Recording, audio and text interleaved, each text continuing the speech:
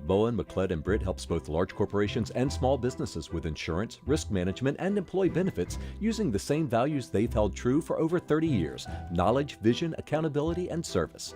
More information is at bmbinc.com.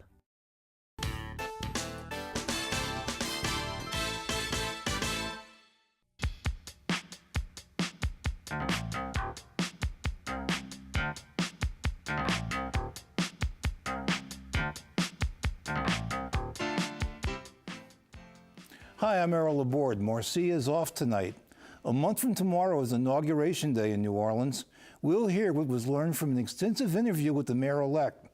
A media investigation has raised the issue of requiring unanimous verdicts on major state cases. We'll examine that story, as well as troubles at the Tulane University Police Department. We'll also look at the latest speculation on the future of big charity and at a cautious response to a recent Gulf oil lease sale. On the stand for us are tonight's informed sources: Kevin Allman, editor, Gambit News Weekly; John SIMERMAN, reporter for the New Orleans Advocate; Kathy Finn, freelance business journalist; and David Hammer, investigative reporter for WWL-TV, Channel 4. And Kevin, let's start with you. You and I believe Clancy Dubose sat down with the mayor-elect, covered a lot of different topics. Having know there's a lot to forget about, but of all those topics, one that's getting a lot of attention is her comment on the monuments. Confederate monuments, yeah. I don't think any of us saw this coming, but when we asked her what the disposition was going to be of the 4 disputed Confederate monuments, she suggested they might be turned over to the Monumental Task Committee, to Frank Stewart, and to the Lieutenant Governor, who are all interested in this. She said the monuments should end up with the people, I believe she said, that love them. And they would obviously have to pay for them out of private funds, but I think she's going to go through them to decide where the monuments are going to end up. And one possibility she mentioned was Greenwood Cemetery. Possibly Greenwood Cemetery. Possibility. Yeah. Although the monument that was at Canal Place, that's not part of the discussion. We're just talking about the 3. Liberty Place Monument is not part of the discussion. But she did say that they will not go back to their No, they're not going to go places. back to where they were. As far as what's going to go there, that's still in process. And she reiterated that whoever is in charge will pay for it, and not the city. Right, exactly, Okay. And not the taxpayers. We also talked about Chief Harrison to try and gauge where she's on with him.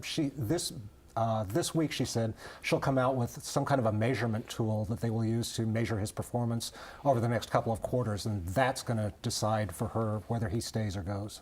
Now, she did say something like she thought he's done a good job as far as the consent decree and in terms of enforcing that. But then he says, on the other hand, crime is still rising. Yeah, crime is going up and down, and response times are something else she wants to take a look at. I don't know what this measurement tool is going to be, and she said she would announce it by April 15th, so that might be something to look for this week. Did she have much to say about the Sewage and Water Board? Not as much as one would hope, although I saw her last night at a mayoral forum at Loyola University with Moon Landrieu, Mitch Landrieu, and Clancy was moderating that as well. And she said the more she looks into the Sewage and Water Board, the deeper and blacker pit it becomes. So I think she's being handed a tremendous task with that, but we really don't know what she's going to do with it. Now, you see this a lot of times when a new executive is coming in, that the outgoing executive gets kind of sensitive because they're kind of picking on their administration. How were she and Mitch Landrieu getting along? Very complimentary last night. I don't know what's going on behind the scenes, but they've presented a unified front. She was very, she praised him for the monuments issue. She praised him for bringing up race, saying that that would be a difficult thing for her to raise as an African-American woman, but now she can kind of pick up the torch and go with that. So at least out front, they're getting along very well. Although in our interview, she did say that there's been a lack of trust between the city council while she's been on it and with the mayor's office, and she wants to repair that when she's mayor. And she did talk about communications between the mayor and the council. That was pretty much what she was saying about communication, was that people would be siloed off and one-off meetings. She wants a more formal process.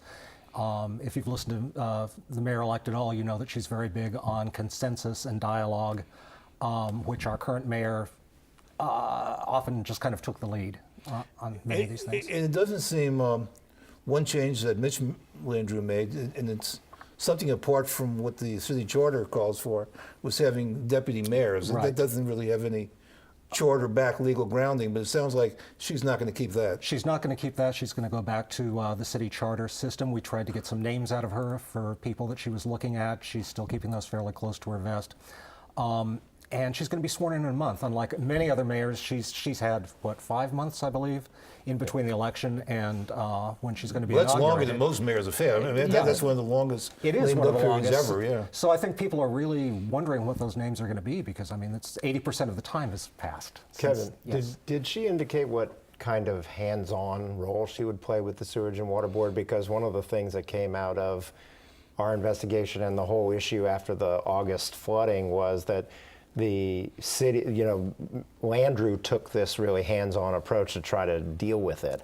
And now... After, right, Yeah. exactly. And now that it transitions, does it go back to being a separate agency, or does she continue to wield control? She said she's still working on those matters. She mentioned a couple of names of people that she's looking to for advice on that. Troy Henry was one of them. So I'm not sure what's going to be going on with the Sewage and Water Board, other than the fact that I think she thinks that's her number one thing to tack. Right, it should be. Yeah.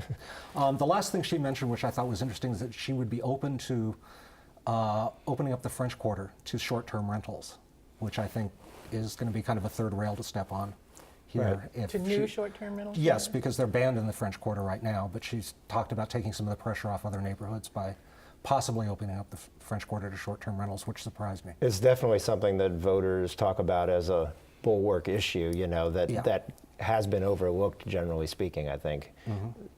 So, anyway, it's this week's cover story of Gambit, and it's still out on the stands if you want to pick it up.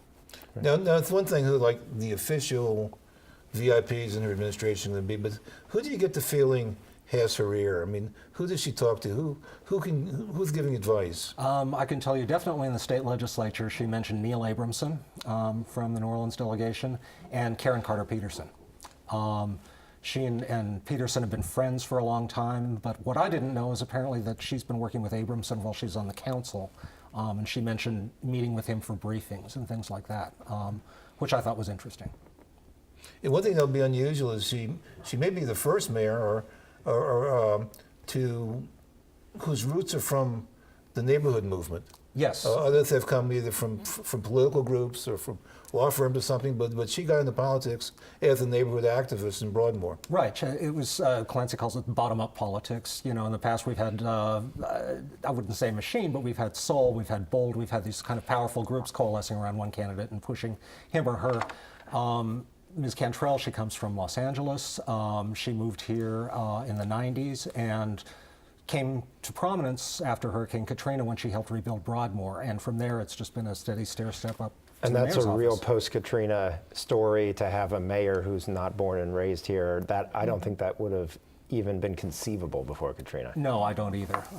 And which is why I think so many people thought Ms. Charbonnet had a lock when she announced that she was going to be running. Right. Except back in the French days, they were all. Oh yeah, well. Anyway, John, the Advocate looked at last Sunday the major feature about verdicts and unanimous verdicts and non-unanimous verdicts in Louisiana. It was a major feature which apparently it seems to already be having impact. Yeah, it seems to. I mean, the Senate the other day voted to pass a bill from J.P. Morrell that would put on the ballot a requirement for unanimous verdicts in all felony trials. I don't. So summarize the issue. Okay, we know on the federal system that you need unanimous verdicts, but in the state system, Louisiana was one of only 2 states that didn't require unanimous verdicts on major cases. Correct. Louisiana was the first. Oregon is the only other. Louisiana is different than Oregon in the sense that in murder trials, in those life cases, Oregon still requires unanimous verdicts. So Louisiana's kind of got what I think Senator Claytor called a schizophrenic system where you have these 6-member jury trials for lesser felonies. Those have to be unanimous. You have capital trials. Those have to be unanimous. But this big swath in the middle, which is the serious offenses of second-degree murder, armed robbery, all of the violent offenses short of capital murder, you can have 1 or 2 holdouts and still get a conviction or an acquittal. Convictions clearly more prevalent. And It's been going on for 120 years. Louisiana started it in 1898 with a constitutional convention post-Reconstruction, re-upped in 1973, changed the law during that convention to make it from, it used to be 9 to 3 that you could get a conviction on, now it's 10 to 2. And a lot of people, judges, courts have said that sort of cleansed the law of those racist origins, and that you have to show more now than just these, the past to show that it has a disparate impact racially, which our report did. We took a very deep dive and looked at thousands of jury trials in the biggest parishes, all but Lafayette. I mean, some of this is, the record keeping in parishes is different everywhere. Some were more cooperative than others. Some we had to dig deeper to get information on these trials than others. And it certainly shows a significant impact. For instance, that black defendants are 30% more likely than white defendants to be convicted with holdouts. We managed to dig up, mostly from East Baton Rouge Parish, but also a smattering from elsewhere, a total of 100 some odd trials where we actually know the race and the gender of the jurors and how they voted in these cases, and found that black jurors are more likely than white jurors by a significant margin to go against the majority in those cases. And so we kind of put that all together. That what we ran on Sunday was the first in a series of several stories on this law, but it does seem to be getting some traction. We'll see what happens in the House. It's now kicked over to the House, and that's a whole other ball of wax, I think. Now, what's being proposed is a constitutional amendment. Correct. State constitutional amendment. For that to happen, both houses would need to approve it by a 2/3 vote. That's correct. The Senate, piloted by J.P. Morrell, who's a very effective senator, good guy to have on your side.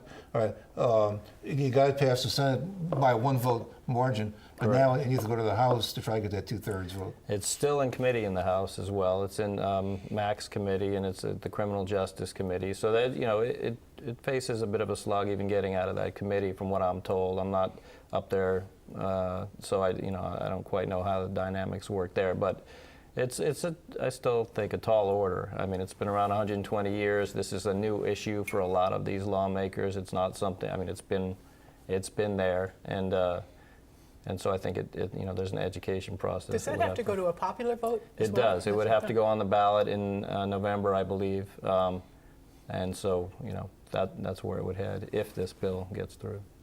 When did Oregon adopt these laws? 1934, and their history is sort of sorted in its own right. They have their own Jim Crow laws up there. Yeah, well, they do, and it was. We have a story coming up on that by my colleague Jim Mustian, and there's a whole different sort of issue with a single case there that really frustrated the electorate, and all the newspapers got behind changing the law to be a 10-2 verdict, but 1934 is when that happened. Yeah. Well, it's certainly a great example of the media digging up a story that nobody is looking at, and then maybe even having some impact. At least it's making people aware at some point. Kathy, you've been looking at a big charity which has stood empty since Katrina. There have been a lot of talk about what to do with it, but recently there was a study group, funded by the Urban Land Institute? It was the Urban Land Institute itself. A panel of 10 people, professionals, came to town for the purpose of examining what to do, thinking about what to do next with Charity, the old Charity Hospital, big Charity, which of course has sat vacant and deteriorating since Hurricane Katrina. We keep, look how many times Hurricane Katrina has come up on just this program. But Charity, it's been a thorn in the side of the city. There have been a lot of proposals of what to do with it. There's been talk of putting government offices, and nothing ever quite flies. The Urban Land Institute is a very highly respected group across the country, and it's made up of real estate professionals, urban planners, financial people, and the like. And there are a number of real estate professionals in New Orleans, in Louisiana, who are members of this group, although none of them sat on the panel that came to look at Charity Hospital. It was a local realtors and developers who requested that the Urban Land Institute take a look at Charity. And I think the reason that they did it was because they want to see something happen there. And it needs some emphasis, it needs some momentum behind it. And so I think the goal is to come up with a request for proposals and based on what the Urban Land Institute put together. They spent a week here, did a lot of interviewing, examined the property, of course, and all of that. And they came out with some recommendations not too long ago. It was a broad range of recommendations, and really not a lot that people had not talked about before. You know, the possible uses would include government offices. It could be a partially residential property. It might be for workforce or education uses of some kind, or workforce housing. Likely would be a mixed use because it's so large. It's 1 million square feet. And so there are lots of potential different uses there for that property. And I think it's become more of a priority for developers and for real estate people, because there is activity going on at the other side of Claiborne Avenue. If you go, you know, up into Mid-City, of course, where the new hospital was built, University Medical Center has been a big driver of development up there. But on the lower side of Claiborne Avenue, things are still, you know, are having trouble getting going, even though there are some real estate, you know, some hotel and residential projects happening there. If they could get Charity Hospital back into some kind of commerce, it would make a big difference for that part of the city. But one thing Big Charity will not be Is a hospital. because when the whole deal was done after Katrina, it was initially owned by the state. It now is owned by the LSU Health Foundation, which of course runs, you know, as part of runs the new hospital. It was stipulated under the terms of whatever happens there will be with a long-term lease with LSU, because they are the owners of the property. And it was stipulated after Katrina, after the state put the strictures down, is that it will not be a healthcare facility. So for obvious reasons. I mean, the new medical center is right, you know, next door practically. But Tulane University is still, you know, across the street from Tulane Medical Center, I should say, across the street from Charity. There are a lot of entities that really want to see something happen there, and the city needs to see something happen there. So I think the Urban Land Institute's study probably will give some impetus to the idea of putting out a request for proposals. I think that would be the next step, and that has to happen, you know, by the city, by the LSU, and by the state cooperating on this thing. And the people on the committee were all purposely from out of town so that they wouldn't be biased, even though they talked to local people, but they wanted to get an out-of-town perspective. That's right. There were no locals who actually sat on this panel. But the panel did interview. They spent a week in town looking at everything, and then they spent a lot of time interviewing all kinds of people about what they want to see there. And the one thing that came back to them in every single interview, so they said, was that people want to see something happen. You know, they're tired of looking at an empty property, especially one that size. And it's such a grand old building. I mean, it's kind of astounding in a preservation-minded city like New Orleans that you see a property like that that's just empty. Has anybody been in there? I mean, what's the condition inside, and has anybody? Well, I think at some point, a team did go in and try to stabilize the situation, I guess you might say. Yeah, I think they'll be cleaning it up. There was some cleaning done, and the standing water, I think, was taken care of, but it can't be too good in there. There's such an emotional connection with Charity Hospital that I think the city's dying for something to happen. I think that's true. Well, David, the Tulane University Police Department, who would have thought that would be a subject for your investigating, but you discovered a lot, huh?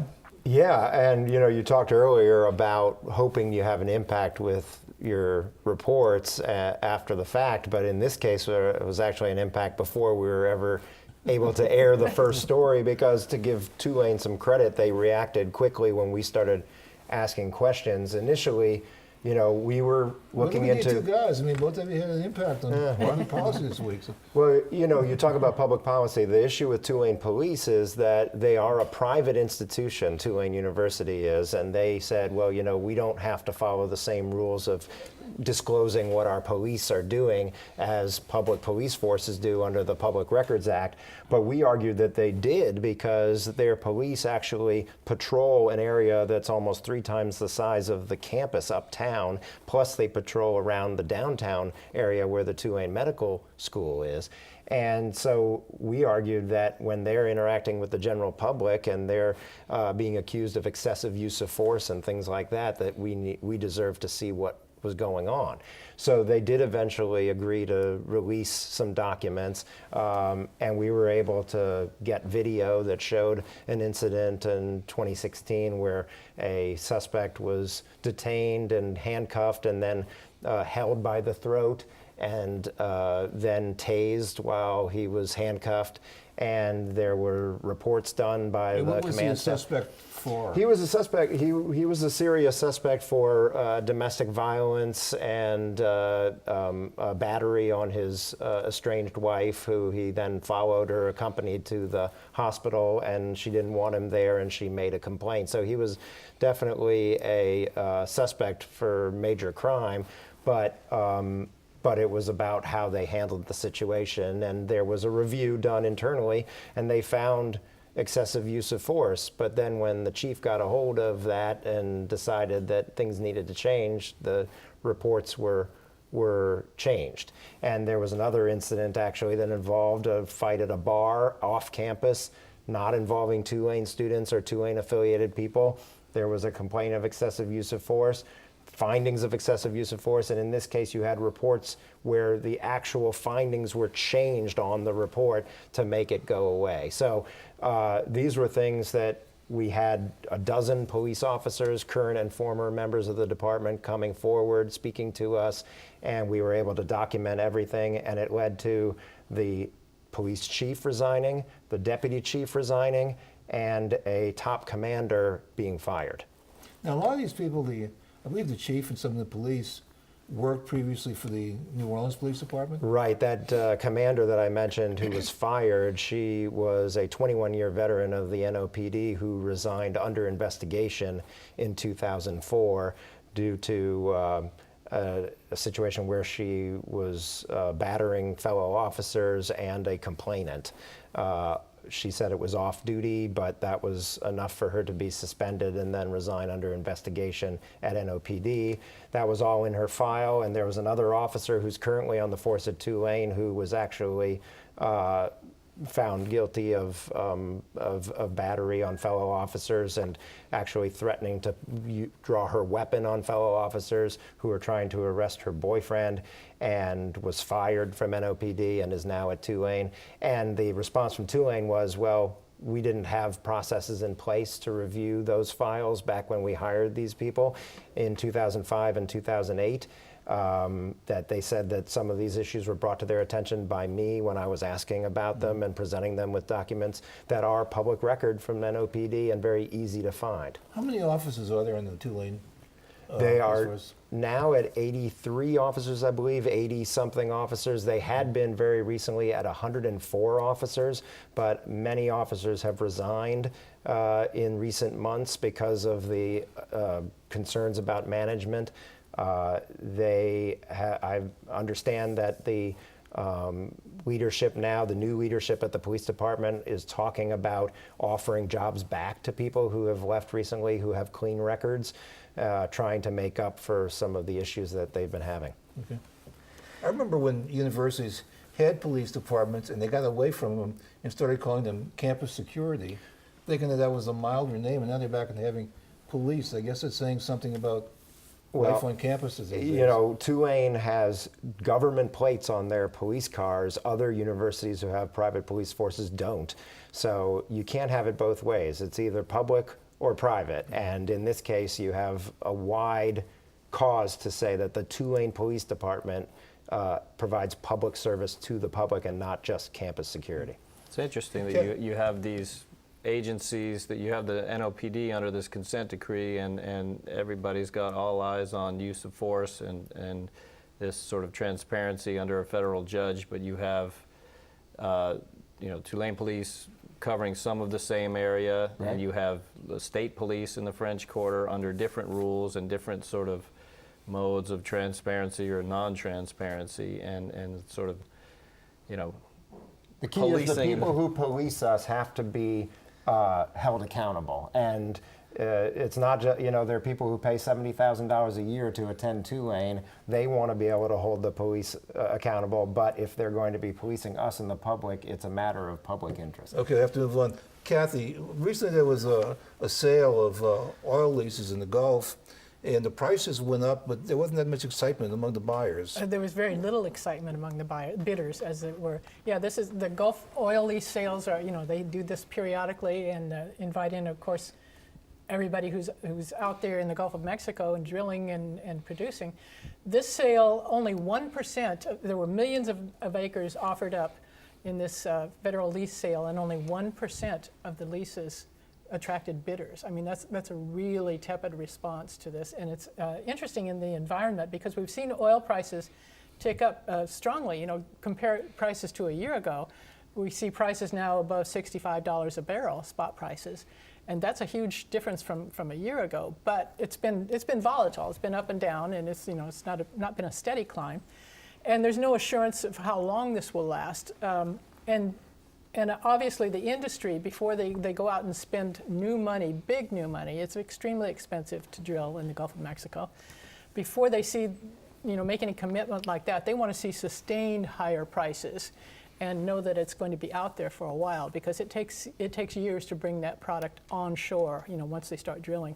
So all of the leases that did draw bids, nearly all of them, were contiguous to other existing operations and infrastructure, and they weren't, or they were very close to existing operations, which means that the drillers are not looking to go into new waters and just start, fresh in a new spot. And yet the federal government wants to open up new areas on the East Coast the Trump and Florida. administration has, tried to open more areas, more and more areas to drilling, and it's not working. Right now, I know a Reuters story on this pointed out the fact that what this says about demand and what the industry sees as future demand, and it doesn't look that strong. And we also have a big oil service industry that's suffering, and I'm sure this doesn't help. This doesn't help very much. Let's look into the future. Kevin, what's ahead? We're about to be hearing a lot about the tricentennial here in town. There's about a week's worth of official activities. One that I think is a lot of fun is that Gambit is holding a tricentennial dog parade in City Park on April 22nd, and it's actually part of the city's official tricentennial program. So come on out and parade with the dogs. Okay. John? Well, in addition to the next round of our verdict trial series that comes out Sunday, my colleague Jim Mustian has a pretty alarming story about a rape in a jail in Union Parish that seemed to have been maybe swept under the rug, and at least there was a breakdown in security at that jail, so I'd watch out for that. Okay. Kathy? Well, we saw something interesting this week, and it was reported by The Advocate, I believe, among others, who said that there's a proposal for a new gambling casino in Tangipahoa Parish, which I thought was very interesting. And this would be probably a swap with one that's now in Bossier City, which is not doing so well. And, in this session of the legislature, there have been a lot of bills proposed, new gambling bills. We haven't seen that in a while, and it looks like there's some momentum behind expansion of gambling. Possibly. We'll see what happens in the legislature. Okay, David? And talking about having impact, I was told by the St. John the Baptist Parish school superintendent that after my Toxic Truth series about air pollution in that area, that they're changing their tune and they're going to do something about the emissions at the neoprene plant in Laplace and Reserve area. Okay. Kevin, when you talked to the mayor-elect, did she seem excited about becoming mayor? She seems very excited, and she said last night that the best piece of advice she'd gotten in this whole process was to pay attention to her own 10-year-old daughter, and I thought that was wonderful. Okay. Well, good advice. All right. Well, thanks to all of you for watching. You all did a great job tonight. We'll be back again next week. Bye-bye.